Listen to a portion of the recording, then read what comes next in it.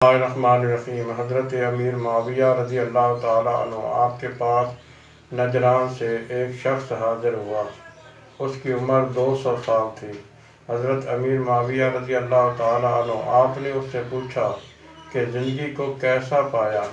اس نے کہا، کچھ سال فراخی کے اور کچھ سال تنگی کے ہیں۔ ایک دن کو آرام ہے تو دوسرے دن کو تکلیف ہے۔ ایک شب آرام سے گزرتی ہے، دوسری شب تنگی ہوتی ہے۔ ایک رات کو بچہ جنتا ہے، دوسری رات کو فوت ہو جاتا ہے۔ اگر موت نہ ہوتی تو دنیا تنگ ہو جاتی، اگر پیدائش نہ ہوتی مخلوق ہی ختم ہو جاتی۔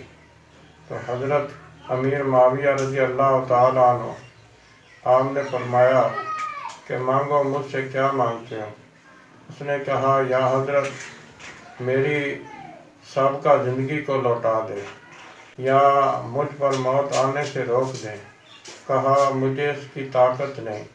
اس نے کہا، مجھے آپ سے کوئی تعلق نہیں۔ اللہ تعالیٰ عمل کی توفیق